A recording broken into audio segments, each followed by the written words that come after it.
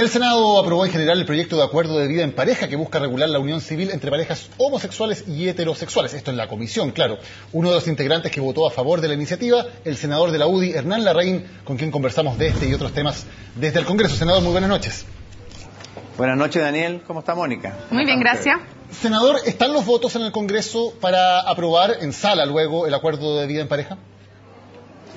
Bueno, este es un buen indicio de que podrían estar.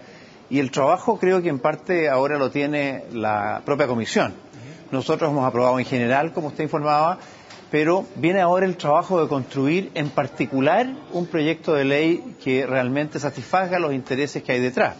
Hay dos proyectos que se han fusionado, uno que se origina en Andrés Alamán, que lo presentó cuando era senador, y el otro el presidente del gobierno, el presidente Piñera. Esos proyectos no son iguales y tenemos que hacer un esfuerzo por hacerlos coincidir por lo menos en los temas fundamentales y al mismo tiempo hacer el esfuerzo que hicimos de construir un acuerdo con la ley antidiscriminación. Había respecto de esa ley tanta o más inquietud o dudas u oposición que la que hay hoy día. Y sin embargo el trabajo que hizo nuestra comisión permitió bajar las inquietudes y llegar a acuerdos, escuchando a mucha gente. Ese es el esfuerzo que vamos a empezar a construir ahora, porque creo yo que hay bastante consenso en que los problemas que tienen las personas que conviven en pareja y que ya sabemos gracias al censo que son 2.100.000 aproximadamente, 35.000 de las cuales son parejas del mismo sexo, son reales, son muchos y que necesitan una solución legal. La pregunta es entonces, ¿cuál es la mejor forma de resolver eso? ¿Cuáles son las normas que ayudarían a encontrar ese consenso? Y sobre todo, ¿cuál es la formalidad, la institucionalidad que se le pudiera dar para que realmente alcancemos ese acuerdo? ¿Es posible?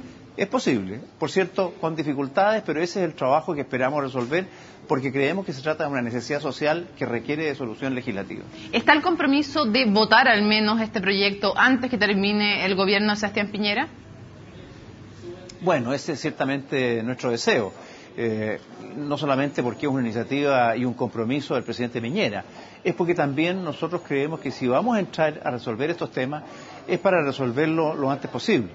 En verdad este es un proyecto que se ha demorado, hemos tenido muchos trabajos que se nos ha atravesado y que nos ha impedido darle el tiempo necesario. Pero una vez que entramos a trabajar ya no paramos y eso es lo que va a ocurrir. Yo espero por lo tanto que pudiéramos tenerlo, si hacemos este proceso en, no sé, un par de meses, por decir una cifra razonable, de construir un proyecto prudente, adecuado, que satisfaga las inquietudes, creo que después es más fácil el camino tanto en el Senado como en la Cámara. Bueno, uno de los que se ha opuesto ha sido un sector importante de su partido, de la UDI, que sostiene que este proyecto finalmente está debilitando la institución del matrimonio, finalmente. Pienso que es ciertamente un tema que hay que enfrentar. Yo personalmente pienso que el matrimonio es entre un hombre y una mujer. No comparto la idea de otro tipo de matrimonio. Podrán haber otro tipo de formalizaciones o instituciones que se constituyan, pero el matrimonio tiene un sentido y una finalidad que se da en la relación entre un hombre y una mujer, fundamentalmente porque de ahí surgen los hijos y surge la familia. Ese es un eje que a mi juicio no tiene por qué estar cuestionado o tocado. Algunos dicen que este proyecto lo que puede hacer es debilitar el matrimonio, pero la verdad es que el matrimonio está debilitado ya mucho antes de esta situación o de este acuerdo o una eventual ley de acuerdo de vida en pareja. Son muchas las parejas que no se casan hoy día, son muchos los divorcios que ocurren, hay una realidad distinta. Incluso el índice de matrimonios ha caído muy sustancialmente ya. Entonces yo creo que más que estar preocupados de mantener el matrimonio, hay que ver esa otra realidad que es la que se ha formado precisamente antes de esta norma. Y quizás si podemos entender que cada cosa tiene su propio eje, a lo mejor podemos disipar el temor. Una de las razones y uno de los propósitos que nosotros queremos demostrar es que podemos tener una regulación de estas uniones de hecho de estas parejas sin que se afecte la institución del matrimonio, que creo yo, al contrario, hay que fortalecerla, pero una cosa no quita la otra. Senador, es decir, que esto sigue un carril distinto. En otro tema, los diputados de la Alianza, como sabemos, votaron a favor de poner al diputado Velázquez, condenado por fraude al fisco, en la segunda vicepresidencia de la Cámara. Hoy se le está pidiendo por parte de varios de esos mismos diputados su renuncia al cargo en que ellos mismos lo eligieron. ¿Esto no es la prueba más clara de que se votó por una persona condenada por corrupción solamente para obtener un voto para la acusación constitucional de Harald Beyer? ¿Qué le parece eso? Bueno, la explicación que yo he recibido de los diputados es que ellos tomaron un compromiso hace 3 años con nombre y apellido, porque uno entendía que era un acuerdo entre los comités, el Comité de Renovación de la UDI y el Comité de Diputados Independientes de la Cámara. Y que por lo tanto, si el comité independiente cambiaba de nombre, ellos no tenían por qué seguir aferrados al mismo. Pero la explicación que han dado es que ellos votaron a favor de Pedro Velázquez porque había un compromiso nominativo, que los cargos que se pusieron en acuerdo incluían los nombres de quienes iban a ocupar esos cargos el primer día. Bueno, sea como sea, lo cierto es que han habido hechos nuevos, el conocimiento de la situación que afecta a Pedro Velázquez y que ha aconsejado, por lo que he podido apreciar, una revisión del asunto, que es lo que están haciendo hoy día los diputados. ¿Qué hecho Aparece una contradicción, lo debieron haber hecho antes, la gente no se explica esta situación y eso explica, por cierto, la molestia que ha ocasionado este nombramiento.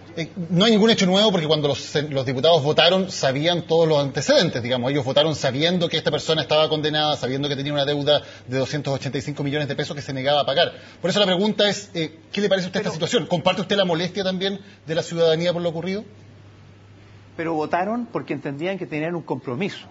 Y esas son las cosas que a veces se entiende poco de la política. Uno se le pide que honre un compromiso. ¿Y qué ocurre cuando aparece un hecho nuevo? ¿Debe honrarlo o puede cambiar? Si se cambia, muchas veces dicen, ven, estos señores no tienen palabra. Y si se honra, dicen, bueno, estos señores les da lo mismo lo que pase porque no son sensibles frente a hechos tan graves como el que se descubrió con posterioridad. Senador, fin, perdón, el primer compromiso de un parlamentario no es con la ética y anticorrupción antes que un compromiso político. ¿Cuál es el primer compromiso de un parlamentario? Por cierto que es la ética. Entonces, eso, por lo menos desde el punto de vista de la conciencia de cada persona. Pero también tenemos que entender que esta persona había podido, dentro de nuestra legislación, ser elegida diputado y desempeñarse como tal. Podría haber sido y podría ser elegida incluso presidente de la República, no obstante esta situación. Entonces, a las personas cuando las castigamos una vez, no eternamente. Entonces, ¿para qué le piden la renuncia ahora? Es una reflexión que los diputados tuvieron presente. Pero mire, para entrar de lleno al tema, yo creo que ha sido un paso desafortunado. Y creo yo que lo que debieron haber hecho antes de haber impedido esta situación, no lo hicieron porque creyeron que sí cumplían su palabra. Pero si lo hacen hoy día, por lo menos dan una señal que si bien es tardía, igual es mejor que lo que estaba ocurriendo. Senador, en otro tema, mañana en la entrevista que va a publicar la revista T-Clinic, Michelle Bachelet dice, es necesaria una nueva constitución. ¿Le preocupa a usted, como senador, lo que puede ocurrir en términos constitucionales en Chile si es que Michelle Bachelet gana la presidencia? No, porque una constitución no es algo que hoy día nadie pueda imponerle a otro. Una constitución se construye. Y por lo tanto vamos a ver de qué se trata, porque una cosa es hacer este gran anuncio, que lo que está haciendo es hacerse eco de demandas de sectores que hoy día la están apoyando y probablemente para asegurar que este giro a la izquierda tenga un eco positivo, porque básicamente es desde ahí donde está pidiéndose una asamblea constituyente y una nueva constitución. Pienso que una cosa es ese planteamiento y otra es entrar a trabajar en el tema concreto en forma directa y positiva, es decir, construir un acuerdo para hacer una nueva constitución. Senador. No es fácil, no hay que olvidarse que el 2005 Ricardo Lagos, cuando promulga la gran reforma que hicimos, dijo que ya el problema, salvo un tema específico, que es el del binominal, el problema de la constitución respecto de su concepción democrática quedaba zanjado. No tenemos entonces un desastre de constitución y por lo tanto las nuevas revisiones o los nuevos institutos que se le quieran agregar a esta constitución las podremos conversar, siempre ¿Senador? podemos estar disponibles para perfeccionarla, pero no para desmantelarla, porque creo que eso le quita una cierta estabilidad jurídica e institucional que Chile se ha ganado y que hemos construido en estos últimos 20 años juntos. La pregunta es si ustedes creen en su sector que Michelle Bachelet y quienes la respaldan quieren desmantelar la Constitución. Y se lo pregunto por las palabras del presidente de la UDI, Patricio Melero, quien sostiene que hay que pelear por la mayoría parlamentaria o por mantenerse, porque en caso de ganar Bachelet, evitar la hegemonía de izquierda que dé curso a reformas orgánicas constitucionales. ¿Temen ustedes que se quiera desde la concertación desmantelar dicha Constitución? Mire, yo creo que hay algunos sectores que sin lugar a dudas quisieran hacer borrón y cuenta nueva. Pero no me parece que ese sea el sentimiento mayoritario en la concertación o en la oposición, ni mucho menos entre los chilenos. Y adicionalmente, yo creo que nuestras fuerzas políticas van a ser siempre lo suficientemente grandes, por lo menos en el futuro previsible, en el futuro próximo, como para tener siempre una opinión y la posibilidad de influir en el cambio institucional. Yo no le tengo temor, por tanto, a una declaración. Salvo, claro, si nosotros no tenemos un tercio de los votos y por lo tanto no elegimos una cantidad suficiente de parlamentarios, bueno, en ese caso tampoco tendríamos ningún derecho a reclamar, porque querría decir que no tenemos el apoyo ciudadano. Pero si tenemos, como ha sido en los últimos años, la mitad del electorado y por lo tanto una parte importante del Parlamento, yo creo que esta materia la vamos a ir construyendo juntos. Y si alguien es elegido presidente, por ejemplo, Michelle Bachelet, que quiere introducir cambios constitucionales, bueno, ella tiene la voz democrática de respaldo para producir este proceso y tendremos que oír y discutir. Pero eso no significa que vamos a hacer exactamente todo lo que una presidenta en esa situación quisiera. Haremos aquello que nos parezca adecuado y plantearemos alternativas o defenderemos lo que creemos valioso y que hay hoy día en la Constitución. Es nuestro derecho y ese respaldo democrático que supongo tenemos nos va a permitir mantener nuestros puntos de vista sin problema. Senador, me llama la atención tanto en sus palabras como lo que ha dicho varias veces el presidente de la UDI, Patricio Melero, que ha dicho hay que defender los 4 séptimos por este tema de evitar reformas constitucionales o orgánicas constitucionales que pueda implementar un nuevo gobierno de la concertación. Me llama la atención que se pongan tanto en ese escenario. ¿Son realmente tan pesimistas sobre lo que va a pasar en la elección presidencial? Porque del lado de la concertación uno ve que al revés, siempre lo que dicen es necesitamos una mayoría sólida para un gobierno de Bachelet. ¿Tan malo es el escenario presidencial en este momento para la alianza? No, tal vez no me he explicado bien, Daniel. Yo estoy contestando una pregunta. Para mí no es una preocupación el tema constitucional.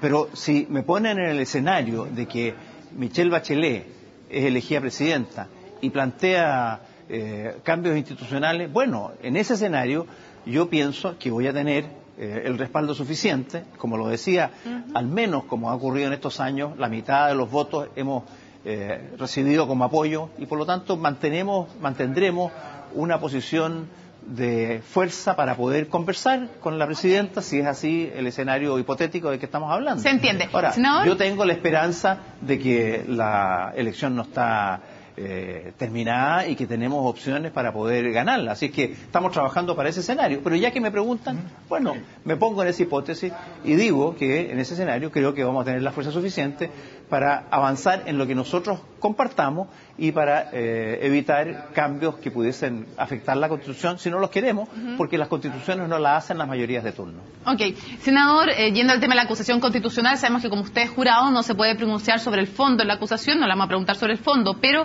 quiero preguntarle si usted cree que fue un error político de parte de la defensa del ministro Beyer no haber planteado este error que tenía y que según ellos conocían en la acusación. ¿No debieron plantearlo en la Cámara de Diputados? ¿Fue un error político? Bueno, yo no sé si estaban debidamente advertidos Ellos dicen que sí. de esta situación. Yo he leído y no me he quedado con la convicción de que tuvieran plena conciencia de esa situación. De manera que no lo doy por completamente así. Si lo sabían y no lo hicieron presente, me cuesta a mí entender la lógica que tiene esa situación.